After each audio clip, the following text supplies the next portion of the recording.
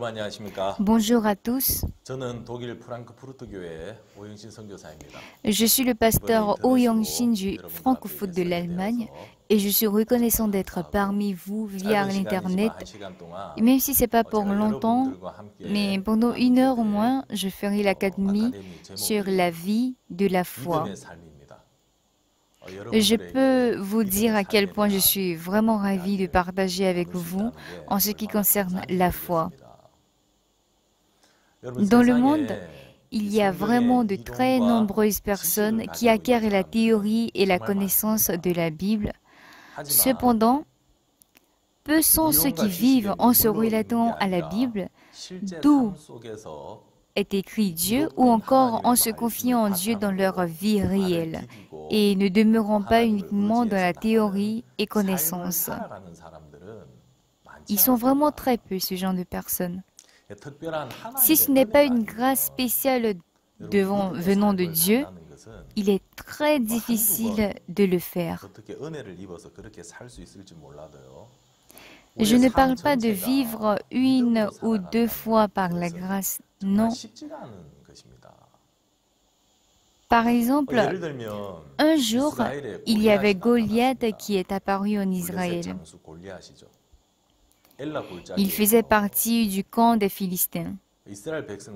Et donc, ils ont eu à être en conflit avec le camp d'Israël. Goliath était un géant, il était élancé d'environ 3 mètres, il était revêtu d'armure de la tête à la pointe de ses pieds, sans oublier la lance qu'il tenait à la main.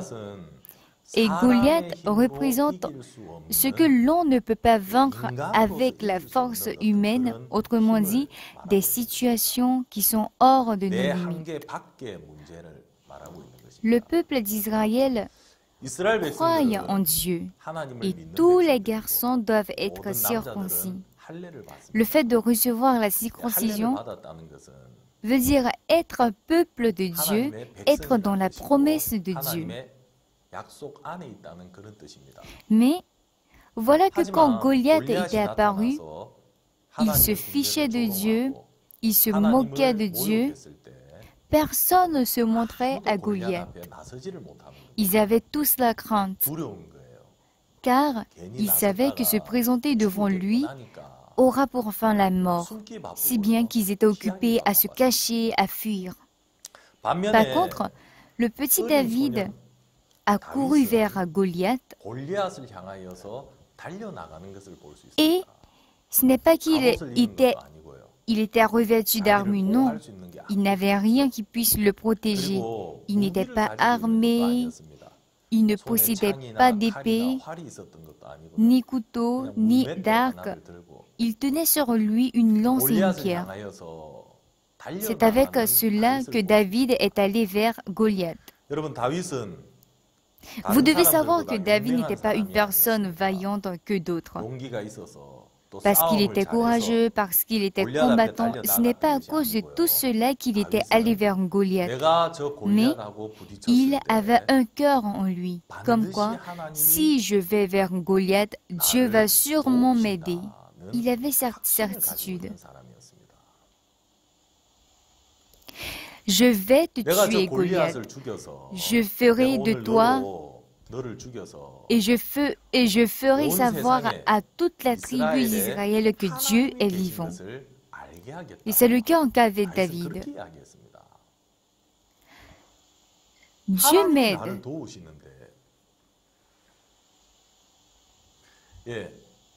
Ceux qui croient en Dieu, lorsqu'ils croisent des situations comme Goliath, il y a une grande différence.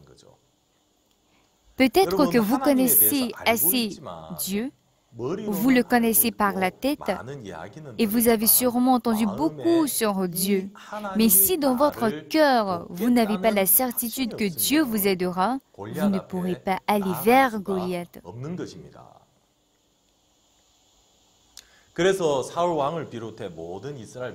Et donc, à commencer par le roi Saül, tout le peuple d'Israël avait fui et s'était caché et devait demeurer dans le fardeau. Goliath est au-dessus de notre capacité, oui.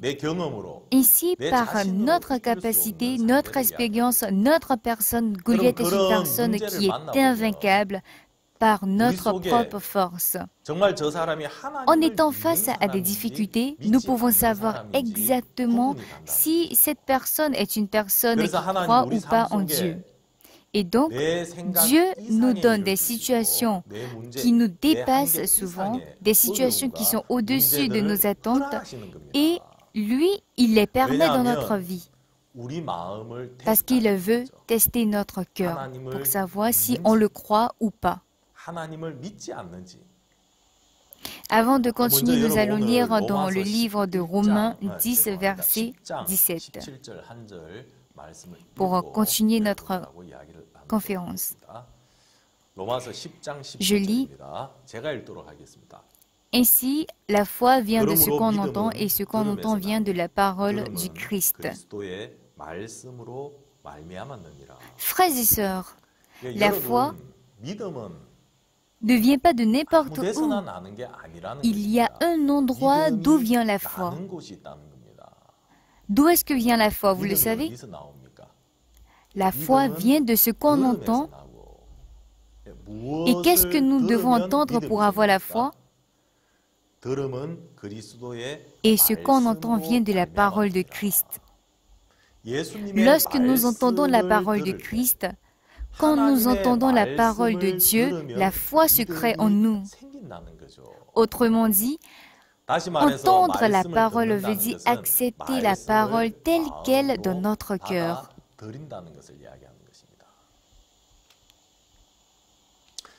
Je me nomme Oh Young-shin, nom que mon père m'a attribué. Et ça vient de deux caractères chinois, dont Yong qui veut dire le chemin et Shin qui veut dire la croyance. En gros, mon père m'a nommé ainsi pour que j'aie une croyance infinie. À l'école, je me souviens très bien que j'étais un objet de risée pour mes amis, car ils disaient que j'avais un nom de fille. Est-ce que vous savez comment s'écrit le caractère Shin qui signifie la croyance? Ça s'écrit avec un caractère composé du caractère homme avec un bâtonnet et à côté du caractère parole. Ce qui veut dire que lorsque l'homme entend la parole, l'homme qui est à côté de la parole, c'est cela la foi. Et donc la foi, c'est écouter la parole de Dieu et accepter cela dans le cœur. Et si c'est le cas, quelle serait la signification de méfiance? La méfiance, c'est rejeter la parole de Dieu. En 2001, j'étais affectée à Los Angeles d'Amérique et j'y étais pendant 10 ans. Et en 2011, j'ai été réaffectée en Allemagne. Ça fait déjà 20 ans que je suis missionnaire ici. Le temps passe très vite, hein, franchement. Une fois, lorsque j'étais à Los Angeles, j'étais de retour à la maison et ma femme m'a approché et m'a informé que la liste d'affectation est sortie sur le site web de notre mission. Elle m'a demandé de jeter un coup d'œil. J'étais affectée à Hawaï. Vous savez pourquoi est-ce que j'étais affectée à Hawaï? En fait, avant moi, le pasteur qui ministrait à Hawaï y était pendant une année presque. Et parce qu'il n'en pouvait plus, il a renoncé et est retourné chez lui. Et donc, au début, je n'avais aucune idée jusqu'à ce que j'entende et voie de mes propres yeux les conditions arriver à Hawaï. Et je pouvais comprendre et connaître pourquoi est-ce qu'il était retourné. Et franchement dit, j'ai reçu beaucoup de grâce grâce à ce dernier. Je pouvais avoir beaucoup, je pouvais grandir dans ma vie spirituelle. Aujourd'hui, c'est sur ça que je voulais vous partager. Ce pasteur, avant de retourner, il a dit une chose. Parce qu'avant de partir, tous les pasteurs ont eu à causer avec lui parce qu'entre-temps, son cœur était difficile, dans les difficultés. Aussi, il était fatigué. Et donc, la situation aussi qui n'était pas aussi simple, il a dit, Dieu ne m'aide pas. Et donc, comment pourrais-je ministrer? Et donc, on lui a dit, pasteur, si tu es fatigué à ce point, ne devrais-tu pas prier dans cette difficulté? Ne devrais-tu pas compter sur Dieu? Et il a dit, attendez, vous pensez que je ne prie pas Dieu? Vous pensez que je ne compte pas sur lui? Loin de là, j'ai prié, j'ai espéré en Dieu, mais Dieu ne m'a pas aidé. Et donc si Dieu ne m'aide pas, pourquoi persisterai-je? Ainsi, en parlant ainsi, il a finalement arrêté de ministrer et il est retourné chez lui. Et en fait, quand le pasteur était allé pour la première fois à Hawaï, les frères et sœurs étaient environ une dizaine. Mais pendant qu'il administrait, les frères et sœurs diminuaient au fur et à mesure. Soit les fidèles ne venaient plus à l'église, soit les cœurs étaient loin de l'église, etc. Bien aimé, si un missionnaire est affecté et que dans l'église, il y a le cœur des frères et sœurs qui s'améliore, combien de fois serait bien? Mais ce pasteur était allé et voilà que le cœur des fidèles n'était pas en bon état, etc. Et lorsque j'étais à Hawaï, il y avait 2 à 3 personnes seulement les dimanches. Parce que les fidèles n'avaient pas un bon cœur envers l'Église. Le côté finance de l'Église n'avançait pas à cause des moyens financiers. Il y avait beaucoup de difficultés pour payer le loyer. Même le fait de manger et vivre aussi, il y avait, ça jouait un impact. Entre-temps, il y avait des missionnaires à Kutem qui étaient. Ils disaient qu'ils mangeaient juste 2 fois par jour. Les matins, ils buvaient un café bien noir et du pain sec. Et comme cela, ils vivaient la journée. Et ce n'est pas comme s'ils recevaient le salaire ou qu'ils recevaient de l'aide envers d'autres personnes.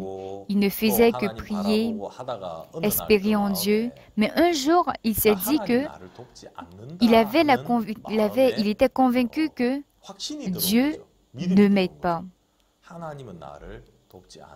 Et cette foi est entrée en lui.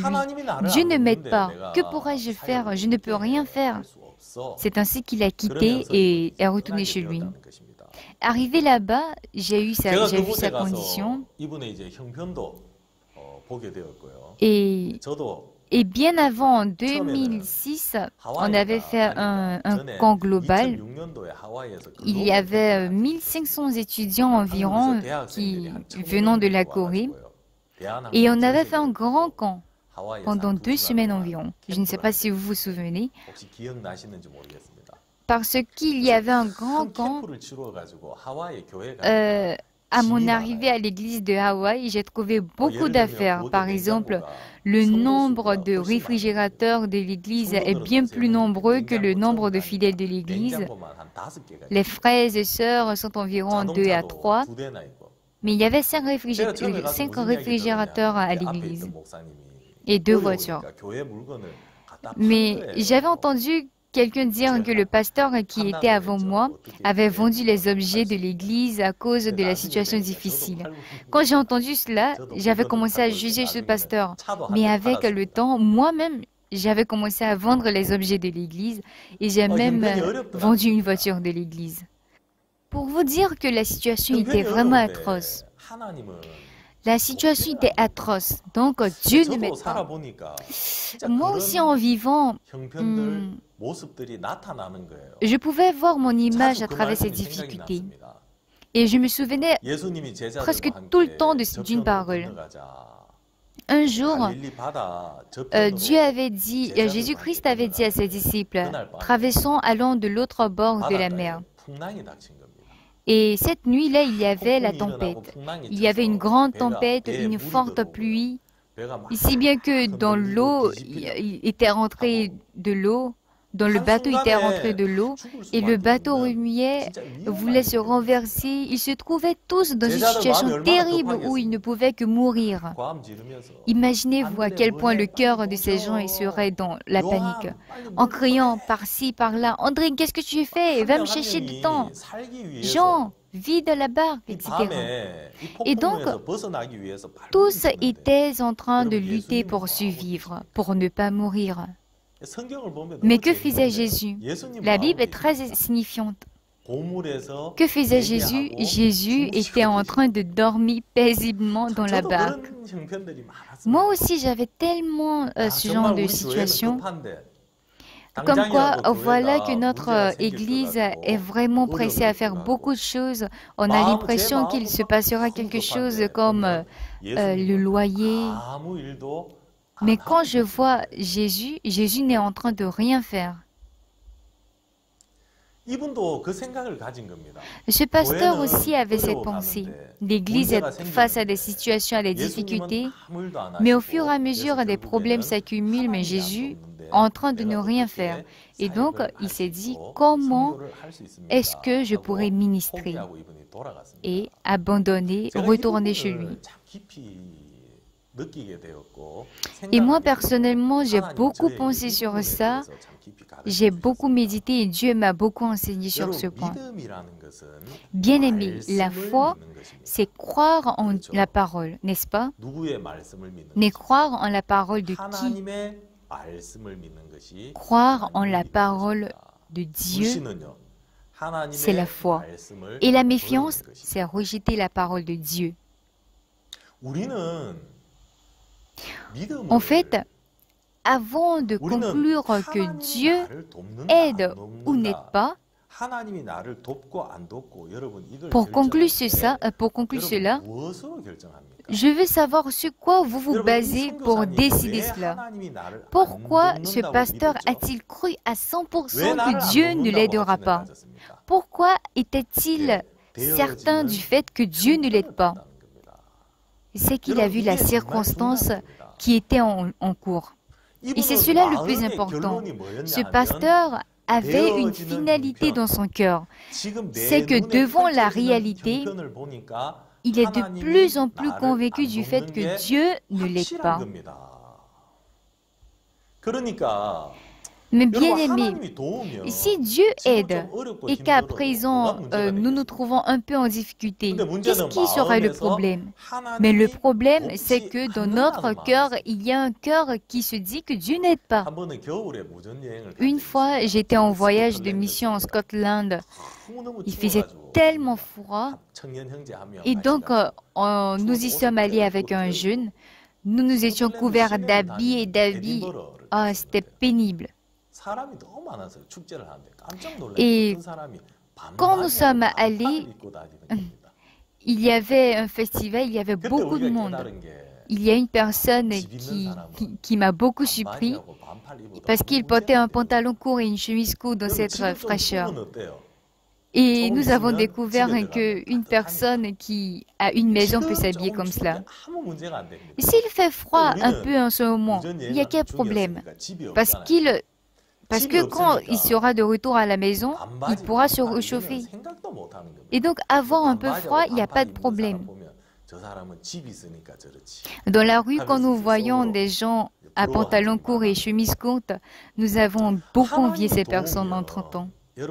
Pour vous dire que si Dieu aide, cela fait quoi d'être un peu en difficulté dans les problèmes? Mais parce que dans notre cœur, on a l'assurance que Dieu ne va pas nous aider et donc la situation nous vient plus à cœur. La faim nous vient plus à cœur et le fait de ne pas pouvoir payer le loyer nous vient plus à cœur. Dans notre mission, je ne sais pas si c'est seulement mon cas, mais j'ai comme l'impression de ne pas pouvoir payer le loyer de l'église. Est-ce que ce n'est pas votre cas? Vous payez bien votre loyer? Si parmi vous, il y a des gens qui possèdent leur propre maison, c'est vraiment une bénédiction. Parce que je dois toujours m'inquiéter du loyer.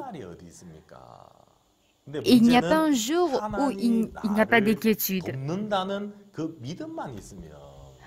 Mais ce qui est important, c'est que si j'ai seulement la foi, qui est que Dieu nous aide, la situation que nous rencontrons en ce moment n'est pas un problème. Nous allons lire dans le livre de Hébreux 13, verset 5.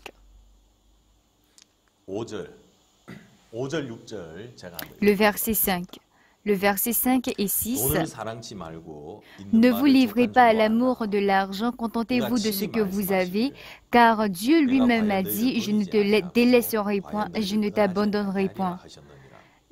C'est donc avec assurance que nous pouvons dire, le Seigneur est mon aide, je ne craindrai rien, que peut me faire un homme.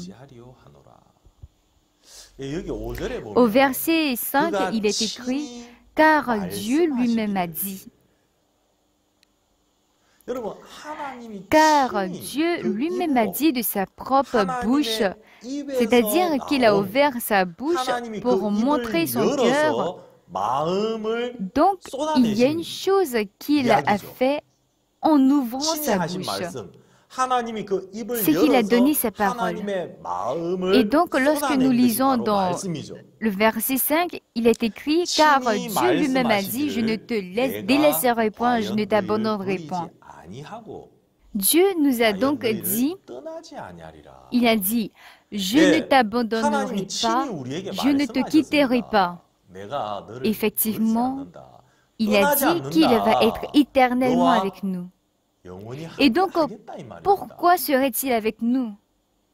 C'est justement pour nous aider en étant avec nous. Pour nous aider, pour nous sauver, il a dit. Et à partir de là, nous aurons l'assurance de dire, le Seigneur est mon aide. Le Seigneur est mon aide. Et donc, de quoi aurais-je peur? Il existe une personne qui puisse dire que Dieu est son aide. Vous savez c'est qui? C'est la personne qui croit en la parole de Dieu qui a été dit. Et c'est cela la foi. Dieu m'aide.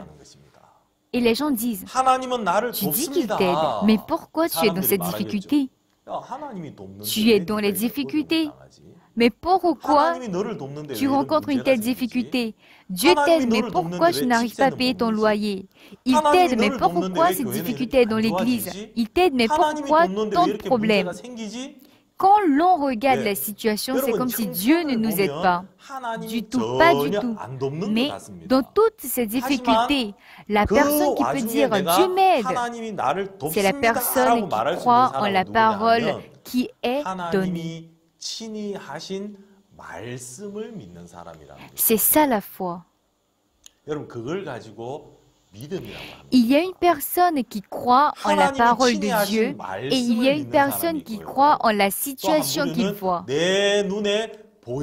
Par exemple, le pasteur qui a quitté, il n'avait pas à manger, il n'avait pas le loyer. Voilà qu'il a prié, Dieu, donne-moi de quoi me nourrir. Dieu, donne-moi le loyer. Et le lendemain, devant la porte se trouvait un sac de riz. Et waouh, Dieu a travaillé. Le lendemain, j'ouvre la caisse, il ouvre la caisse d'offrande.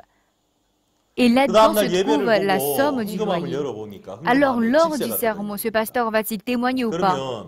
Il témoignera en disant, « Chers frères et sœurs, Dieu aide, Dieu nous aide. Espérez en lui. » En tout cas, il donnera son témoignage. Mais son témoignage se base sur quoi? En se basant sur quoi il est en train de dire que Dieu aide. En se basant sur quelle parole il est en train de dire ça.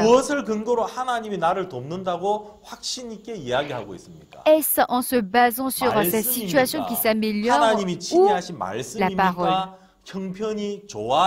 Évidemment que Dieu. C'est en se basant sur cette situation. Évidemment que Dieu veut nous donner la nourriture, le loyer, ainsi que les fidèles de l'Église, au pasteur, n'est-ce pas? Dieu n'est pas incapable, il est capable. Dieu peut volontiers nous aider. Dieu peut opérer des miracles. Mais pourquoi Dieu ne l'a-t-il pas aidé? C'est ça le problème. Et moi, j'ai conclu. Ah, ce n'est pas que Dieu ne l'a pas aidé. Dieu l'a aidé. Dieu a aidé ce pasteur. Attends, mais il n'a pas payé le loyer? Les frères et sœurs sont quittés? Est-ce que c'est cela? Est-ce que Dieu l'a aidé? Peut-être parmi vous, il y a des gens qui peuvent penser comme cela. Mais Dieu l'a vraiment aimé. Il l'a vraiment aidé. Vous savez comment? Dieu, au lieu de l'aider financièrement ou avec l'amélioration de la situation, Dieu voulait enseigner quelque chose à son enfant. C'était la foi qui croit seulement en la parole de Dieu. Nous allons lire ensemble dans Deutéronome 8.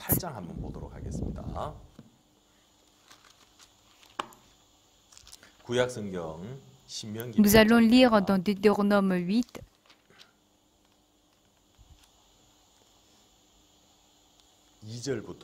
À partir du verset 2. Souviens-toi de tout le chemin que l'Éternel, ton Dieu, t'a fait faire pendant ces 40 années dans le désert. En effet, après avoir sauvé les Israélites d'Égypte, ce n'est pas que Dieu les a conduits directement à Canaan, mais pendant 40 ans, il les a fait marcher dans le désert. Pourquoi est-ce qu'il les a fait marcher dans le désert? C'est afin d'humilier. Parce que l'homme de nature est un être qui se hausse. Mais si Dieu le rabaisse, l'homme ne peut que se rabaisser. Ensuite, il est écrit, « Il t'a fait souffrir de la faim et t'a nourri de la manne que tu ne connaissais pas et que n'avaient connu tes pères afin de t'apprendre que l'homme ne vit pas de pain seulement, mais que l'homme vit de tout ce qui sort de la bouche de l'Éternel. » Et avant que Dieu donne à eux et à leurs fils la terre de Canaan, Dieu voulait enseigner que l'homme ne vit pas seulement de pain, mais de toute parole qui sort de la bouche de Dieu. Et donc, Dieu voulait enseigner à l'homme qu'il pouvait vivre à partir de la parole donnée par Dieu. C'est de cette même manière que l'homme, avant de rendre ce pasteur célèbre, avant de l'établir, il voulait enseigner quelque chose. Dieu, avant toute autre chose, voulait enseigner à ce pasteur la foi qui croit en la parole. Et moi, j'ai eu la chance de comprendre un peu le cœur de Dieu. Et je me suis dit, ah, Dieu, en fait, ce n'est pas qu'il ne nous aide pas. Dans nos yeux, il y a des situations qui nous font croire que Dieu n'est pas avec nous, qui nous font croire que Dieu est loin de nous. Il y a des situations, des problèmes. Ici, à ces problèmes, ces difficultés, ça doit nous entraîner à seulement croire en la parole de Dieu. C'est dire que Dieu craint que notre descendance croit en Dieu juste à cause du fait que la situation s'améliore. Tout en disant que nous croyons en Dieu, qu'est-ce que nous faisons? Nous le croyons parce que la situation s'améliore, parce que Dieu s'occupe bien de nous, parce que Dieu nous aide. D'une telle manière, nous disons cela. Mais Dieu, il veut que nous croyions seulement la parole, sans tenir compte de la situation. Et donc, Dieu veut nous faire connaître cela. Mais ce pasteur, quand la situation est arrivée, quand la situation difficile prenait le dessus de Dieu, en ce moment-là, s'il avait cru en la parole, si en ce moment-là il avait cru en ce qu'avait dit Dieu, qu'est-ce qu'il dirait, qu'est-ce qu'il dira? Il dira que Dieu ne m'abandonne pas, que Dieu ne me rejette pas, que Dieu m'aide. Ici, il pourra crier avec toute confiance, n'est-ce pas? Mais ce pasteur ne pouvait pas faire cela. Il avait envie de bien dire Dieu m'aide, mais la situation ne fait pas de ce qu'il disait un argument. Rien n'avance. Et donc, il a conclu. Ce n'est pas qu'il a conclu avec la parole de Dieu, mais il a conclu avec ce qu'il voyait de ses propres yeux. Moi aussi, j'ai vécu la même manière, dans la même condition que lui. Parce que moi, j'ai fait 3 ans et demi à Hawaï. J'ai rencontré plus de difficultés que lui, contrairement au pasteur qui a fait 1 an. Je suis une personne qui n'est pas mieux que lui, ou qui est extraordinaire que cette personne, ou soit spirituelle. Mais j'ai juste compris le cœur de Dieu qui a mis ce pasteur dans cette difficulté. Après avoir compris le cœur de Dieu, ma manière de penser devant chaque difficulté a changé. Ah, ce n'est pas que Dieu ne m'aide pas, mais c'est plutôt parce que c'est une situation qui peut m'amener à croire en la parole de Dieu. Un temps, j'habitais dans une maison familiale. Après, je me suis dit qu'on devait aller en ville pour y habiter. Parce que là où on était, c'était un endroit éloigné de la ville et donc c'était un peu difficile aux gens de venir. Et utiliser cette maison comme église, c'était pas trop pratique. Et donc nous, on est allés, on avait envie de déménager en ville. Et un jour, voilà que la fille d'une sœur de notre église fréquentait une école de peintre au centre-ville, au centre de la ville, dans un appartement, et elle nous a dit que le 4e étage de cet appartement était libre. Et quand j'ai écouté cela, je m'étais rendue là-bas et j'ai rencontré le propriétaire immobilier. Avant nous, il y avait une église coréenne qui voulait prendre aussi cet appartement. Donc, c'était un bâtiment du centre commercial et des gens pouvaient y habiter. C'était vraiment très bien. Et ce bâtiment, c'était en même temps une résidence et aussi, ça avait une forme d'entreprise. Donc l'endroit était bien localisé, bien placé. Et ce jour-là, il y avait d'autres personnes venues de la Corée. Et donc, nous avons commencé à discuter le prix. Et moi, je suis une personne qui aime négocier. Et donc, de retour à la maison, je priais pour que Dieu puisse nous donner cette maison.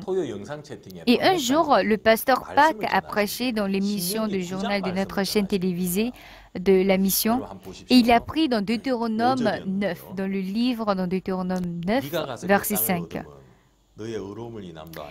Non, ce n'est point à cause de ta justice et de la droiture de ton cœur que tu entres en possession de leur pays, mais c'est à cause de la méchanceté de ces nations que l'Éternel, ton Dieu, les chasse devant toi, et c'est pour confirmer la parole que l'Éternel a juré à tes pères, à Abraham, à Isaac et à Jacob.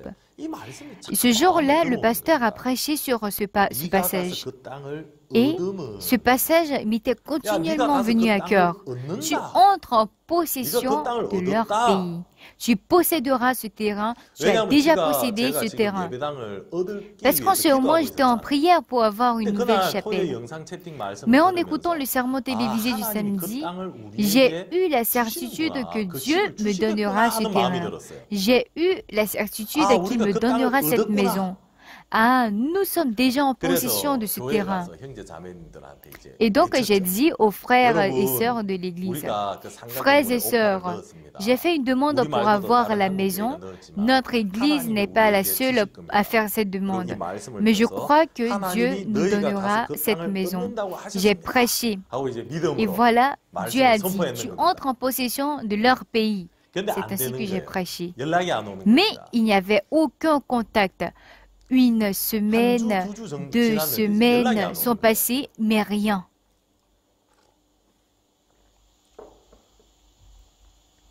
Un jour, je me suis mise à penser. Et j'ai pensé à une chose. Je me suis posé la question. Est-ce que tu crois vraiment en cette parole? Bah oui, je crois en cette parole. Dieu, je crois en cette parole. Si tu crois en cette parole, pourquoi est-ce que tu ne dis pas au locataire actuel que tu déménageras dès la semaine prochaine, dès le mois prochain? Et c'est ce que je m'étais dit. Bien-aimé, si je crois que Dieu m'a donné ce terrain, si je crois que cette maison est à nous, c'est normal que je dise à mon locataire que je quitterai la maison dès le mois prochain, n'est-ce pas? Parce qu'en Europe, même en Amérique, avant de vider la maison, il faut avertir, prévenir au moins 1 mois, au moins 3 mois avant. Là, le locataire pourra, voilà, le propriétaire pourra trouver une autre personne. Mais moi, pendant que je disais que je croyais, je ne disais pas au propriétaire. Parce que si par hasard ça ne marche pas, nous devons rester. Si c'est comme cela, est-ce que je crois en la parole ou je crois partiellement en la parole? Oui, je crois partiellement. Et je pouvais voir cela en moi. Et donc j'ai dit à ma femme, chérie, tu sais quoi? J'ai eu un tel cœur et donc j'aimerais qu'on aille chez le propriétaire pour lui demander cela. Et ma femme m'a dit, mais pourquoi est-ce que tu dois forcément croire comme cela? Et j'ai insisté, elle s'est mise d'accord. Et nous sommes allés voir le propriétaire. Il vivait juste à côté de chez nous. Et donc on lui a dit qu'on quittera la semaine, le mois prochain. Et le lendemain, le propriétaire, l'immobilier nous a appelés et il a dit que le propriétaire a décidé de nous donner cette maison. Et j'étais vraiment content. J'ai dit que, effectivement, Dieu travaille selon sa parole. Et donc, je suis allée dire aux frères et sœurs, et puisque ce bâtiment a l'allure d'entreprise, il a fallu qu'on rectifie un peu, construise un peu. Et j'ai témoigné. Et j'ai dit que, frères et sœurs, cet appartement, c'est vraiment Dieu qui nous a donné. Donc, j'aimerais qu'on puisse cotiser ensemble et construire dès maintenant. Et donc, les frères et sœurs ont aussi réuni leur cœur avec nous. Et en Amérique, il y a ce qu'on appelle Black Friday. C'est lorsque le Thanksgiving Day est fini, nous rentrons dans le mois de novembre. Et c'est un moment où les objets sont sont vendus à très bas prix. Et donc, parce que les objets étaient vraiment vendus à prix bas, on pouvait aller acheter. Donc, nous sommes allés acheter des bois et tout ce qu'il fallait, les planches. Et un samedi soir, parce qu'il restait une semaine, un samedi soir, pendant que je préparais le sermon du dimanche, j'ai reçu un appel de l'immobilier. qui nous informe que le propriétaire ne veut plus que nous prenions la maison. J'étais très en colère, irritée, mais attends, qu'est-ce que vous me racontez là? C'est pas maintenant que vous allez me dire que vous n'allez pas nous donner. On a tout payé. Mais il disait qu'il n'allait pas nous donner. Donc j'ai appelé le propriétaire, mais le propriétaire ne décrochait pas. J'ai plusieurs fois insisté à l'immobilier, mais en vain. Et parce que je n'avais pas encore signé le contrat, donc on ne pouvait pas faire grand-chose. Il ne pouvait pas faire grand-chose. Et comme j'étais dans l'urgence, je suis allée chez le propriétaire de notre maison actuelle et je lui ai demandé, est-ce que ça a été vendu la maison? Et il a dit que oui, que le mois prochain, il y a déjà une personne qui rentrera prendre la maison. Donc, je devais vider la maison après une semaine.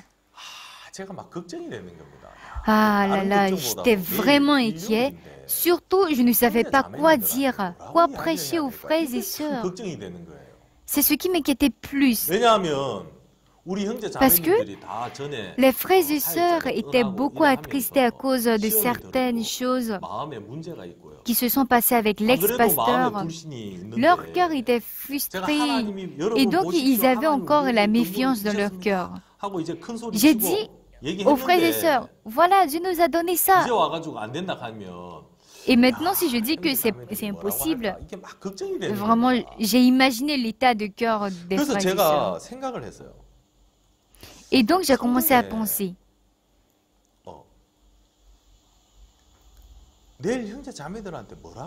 Dieu m'a donné la sagesse. J'ai pensé à quoi prêcher et en ce moment, Dieu m'a donné la sagesse.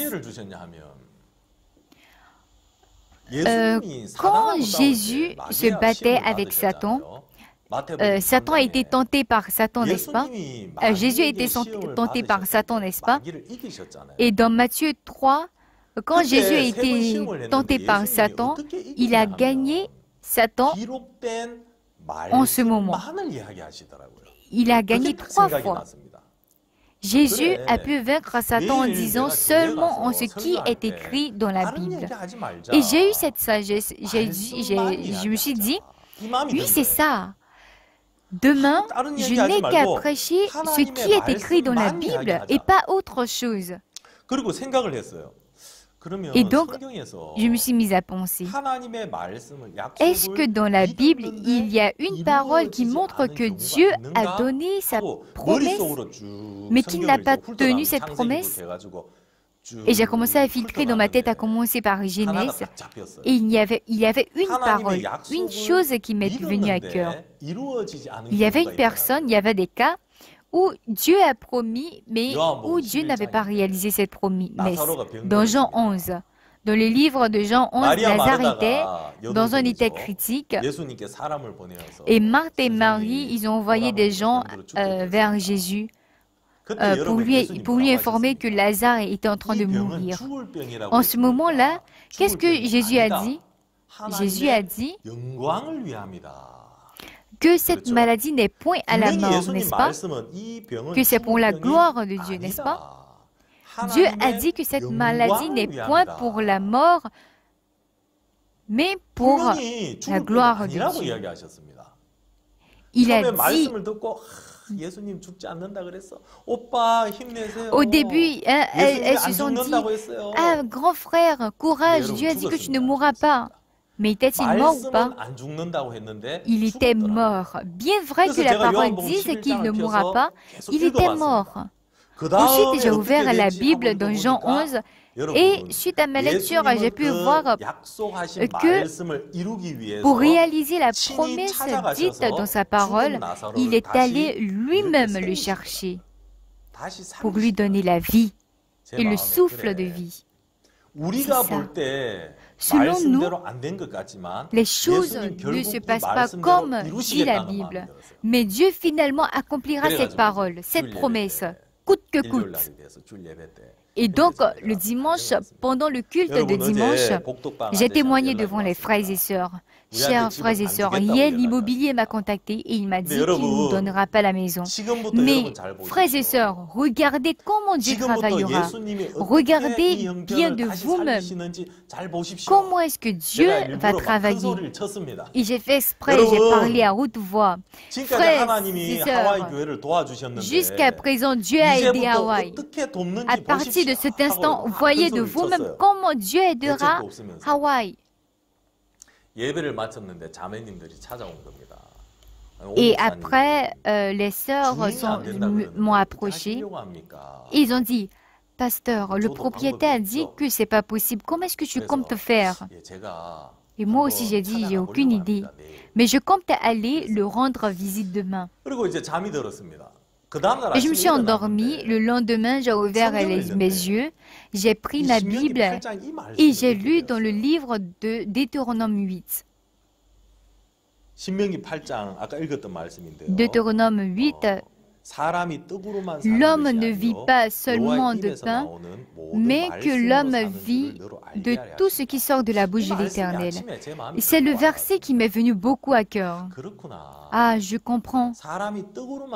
En fait, l'homme ne vit pas seulement de pain, mais de toute parole qui sort de Dieu.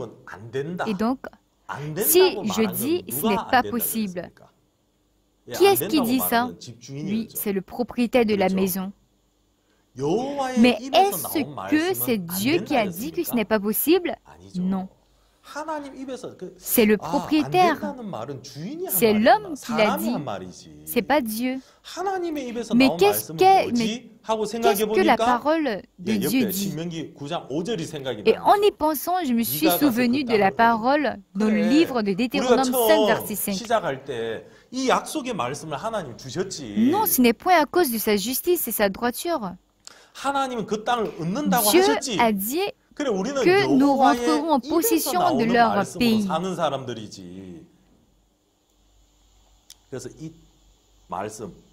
Et donc la parole du verset 5, j'ai marqué avec mon marqueur et j'ai pris mon marqueur. Entre-temps, ma Bible était en anglais. Donc, j'ai demandé à ma femme de vite faire la table. J'ai mangé et je suis allée chez le propriétaire avec ma femme. Le bâtiment, en fait, a 4 étages. Et au premier étage, c'est-à-dire au rez-de-chaussée, le propriétaire était occupé un peu. Et le propriétaire était un Japonais, un peu âgé, et je l'ai salué, j'ai dit « Good morning ». Et je lui ai dit « Oui, j'ai appris que tu ne veux pas nous donner cette maison. J'ai appris, j'ai bien compris. Mais tu sais quoi, il y a beaucoup de maisons à Hawaï. Ce n'est pas ton département, ce n'est pas ton appartement seulement. Mais tu sais pourquoi j'insiste à prendre ta maison ?» Et il m'a dit non. Je lui ai demandé, c'est à qui ce bâtiment? Il dit c'est à lui. Oui, c'est ça. Mais qui est-ce qui t'a donné ce bâtiment? Et vous savez ce qu'il a dit? Il dit que c'est Dieu. Je ne savais pas qu'il fréquentait l'église ou je ne sais pas. Mais il a dit que c'était Dieu. Quand j'ai entendu sa réponse, j'étais trop content. Oui, c'est ça, c'est Dieu qui t'a donné ce bâtiment. Et ce même Dieu m'a demandé de rentrer dans ce bâtiment. Il a ri. Et il a dit que c'est pas comme cela que se fonctionnent les choses. Et je lui ai dit que si. Regarde ce que Dieu m'a dit. J'ai ouvert ma Bible et je lui ai montré là où j'ai marqué. Et je lui ai montré. Je lui ai dit que Dieu m'a donné, il m'a dit que je suis en possession de ce bâtiment. Et ma femme, avec son anglais handicapé, a continué à parler. Et il m'a demandé à ce que je rentre d'abord et qu'il me contactera après. Et donc nous sommes rentrés et ce même soir, j'ai reçu un contact. Et il a dit qu'il nous donnera. Ah, vraiment, j'étais heureux. Et donc, je voulais écrire rapidement un contrat, le rencontrer mercredi. Là, comme cela, il ne pourra pas changer d'avis. J'ai donc rencontré le propriétaire. Et en observant le bâtiment, j'ai expliqué terre à terre comment est-ce que je vais construire. Et j'ai vu que la mine du propriétaire n'était pas bonne. Et parce que mon anglais n'était pas bon, je me suis dit que peut-être que j'ai fait une erreur en parlant. Et je lui ai proposé à ce qu'on écrive, on fasse le contrat. Et il m'a dit qu'il préférerait qu'on écrive, on le fasse après une prochaine fois. Je suis rentrée et l'immobilier m'a contacté. Il m'a dit que le propriétaire refuse de me le donner. Jusqu'à présent, je ne sais pas ce que j'ai fait.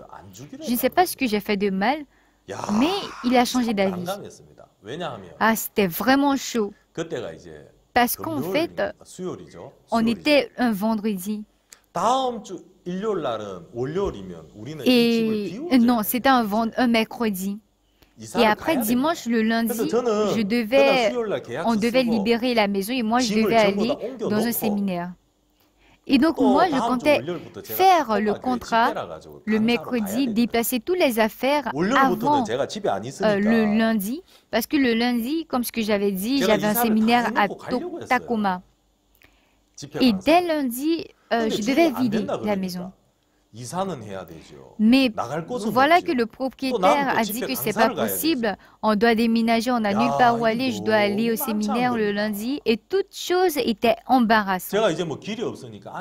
Je n'avais pas le choix, donc j'ai dit à ma femme, chérie, je suis vraiment désolée, mais tu devrais faire le déménagement seul. Et tout, en ce moment, il n'y avait pas de frères de notre église, il n'y avait que de sœurs. Et il y avait une lycéenne, j'ai dit, il y a une lycéenne qui s'appelle Kai. J'ai dit, Kai, lundi, est-ce que tu peux envoyer certains de tes amis pour qu'ils puissent nous aider à déménager? Et j'ai dit à ma femme, je te confie le déménagement, s'il te plaît. Si je reviens du séminaire, on arrangera tout ça. Et donc, mets toutes les affaires dans le garage. Et toi et les enfants, pour l'instant, j'aimerais que vous alliez chez la sœur. Voilà. Et le dimanche, j'ai pris mon vol pour aller à Tacoma. Mon cœur était très froid. Parce que le lendemain, on devait déménager. Mais j'étais reconnaissant d'une chose. C'est que si j'étais à Hawaï, j'allais tout faire pour finir ce déménagement. Soit trouver rapidement une maison, etc. Mais ce jour, il n'y avait rien que je puisse faire. Parce que je devais aller à Tacoma. Et donc pour ma famille, pour l'église, il n'y avait rien que je puisse faire. Parce que j'étais conférencier, je devais continuellement lire la Bible. Dès que j'avais le temps, je priais, je lisais la Bible et comme cela, je passais chaque jour. Ce qui était étonnant, c'est que plus je lis la Bible, plus je prie, mon cœur devait proche de la Bible. Et dans mon cœur, j'avais un cœur. C'est quoi la vérité? Est-ce la parole ou la situation que je vois? Et donc, je voulais croire en la parole de Dieu. Dans mon cœur, je voulais croire en la parole, que tu entres en possession de leur pays. Mais quand je voulais dire, j'ai eu ce terrain, quand je voulais dire que j'ai eu ce terrain, est-ce que j'ai eu? Je n'ai pas eu. Finalement, ça n'a pas marché. C'est parce que ça n'a pas marché que ma femme et mes enfants sont allés chez la sœur et mes affaires, les affaires dans le garage. C'est un mensonge. Si je dis, j'ai eu l'appartement, si je dis, j'ai eu cette maison, je mens. C'est du mensonge. Car je veux croire en la parole, je le veux, mais si je dis que je crois en la Bible, je dois dire qu'il m'a donné. Mais si je dis qu'il m'a donné, je deviens un menteur, n'est-ce pas? Je n'ai pas eu et je dis que j'ai eu, c'est du mensonge. Ainsi, dans mon cœur, je me suis questionné. Est-ce qu'un croyant doit mentir? J'ai eu ce cœur. qu'est-ce que je dois faire à partir de là? Ce jour-là, j'étais vraiment reconnaissant d'être allée en tant que conférencier parce que à partir de ce moment, je pouvais méditer, prier, il n'y avait rien que je puisse faire. Pour la nourriture, je mange ce qui m'est déjà préparé. Après ça, je lis la Bible, je prie. Ainsi, plus mon cœur s'enfonce dans la Bible. Voilà, lisons dans le Romains 4. Romains 4, verset Nouveau Testament, Romains 4, verset 1. Que dirons-nous donc à Abraham, notre père a obtenu selon la chair? Si Abraham a été justifié par les œuvres, il a sujet de glorifier, mais non devant Dieu. Car, que dit l'Écriture? Bien-aimé, qu'est-ce que dit la Bible? Abraham a cru en Dieu et cela lui fut imputé à justice. Comment est-ce que Abraham a été justifié? Il y avait beaucoup de personnes qui vivaient en ce moment-là. Mais Dieu a dit qu'Abraham était juste. Pourquoi? Parce qu'il a cru en Dieu. En lisant ce verset, j'ai compris. Ah, si je suis juste, c'est parce que j'ai cru en la parole. Ce n'est pas à cause de nos actes que nous sommes devenus justes, non. Parmi tant d'hommes, Dieu a dit à Abraham qu'il était juste. Pourquoi? Qu'est-ce qu'il a fait? Qu'est-ce qui différencie Abraham des autres? Est-il propre? Est-il sain? Non. Est-il saint? Non. Il a tout simplement cru en la parole. Ici, dans mon cœur, j'ai compris. Ce qui importe plus, ce n'est pas le déménagement ou non, autre chose. C'est que croire en la parole. Qu'est-ce que la parole dit? La Bible dit, tu entres en possession de leur pays. Dieu, je suis en possession de ce terrain. C'est ainsi que dans mon cœur, j'ai pris une décision. Seigneur, ta parole est juste. Je le possède. En ce moment, ça monte. Ma pensée monte un peu. Hé, ressaisis-toi. Tu n'as pas pu déménager. Ta femme, tes enfants, ils sont chez une sœur. Tes affaires sont rangées dans le garage. C'est quoi ça? Et j'ai dit, je ne sais pas, je n'en sais rien. Mais Dieu a dit que je le possède. J'ai appelé ma femme directement et ma femme était en train de pleurer. Apparemment, elle avait beaucoup souffert. Et j'ai dit, chérie, je suis navrée. Mais écoute-moi bien, attentivement. Nous sommes en possession de ce bâtiment. Nous avons eu ce bâtiment. Et ma femme, elle dit Amen en pleurant. Et vraiment, le lendemain, nous avons reçu un appel de l'immobilier. Le propriétaire avait décidé de nous donner la maison. J'étais reconnaissant. Et finalement, nous sommes rentrés dans ce bâtiment. Et l'église de Hawaï a occupé ce bâtiment pendant 10 ans, à peu près. Et c'est tout récemment, avant quelques mois, que l'église a déménagé. J'ai entendu cette nouvelle. À travers ce déménagement, j'ai appris une chose de Dieu. Ah, la foi, c'est croire uniquement en la parole de Dieu. Nous croyons en la parole de Dieu, mais tout en regardant la situation. Quand la situation est appréciable, nous croyons. Cependant, la foi n'est pas ainsi. Dieu veut nous enseigner et nous enseigner à croire seulement en la parole. Et c'est quand nous croyons en la parole que nous pouvons dire que nous sommes justes. Voilà, nous allons prier. Prions. Seigneur, merci. À travers cette retraite, pourvu que tu enseignes aux frères et sœurs la foi, afin qu'ils puissent découvrir comment croire en toi et que la parole puisse travailler dans leur vie et qu'ils puissent travailler. J'ai prié au nom de Jésus-Christ. Amen. Merci beaucoup. Nous allons prendre fin.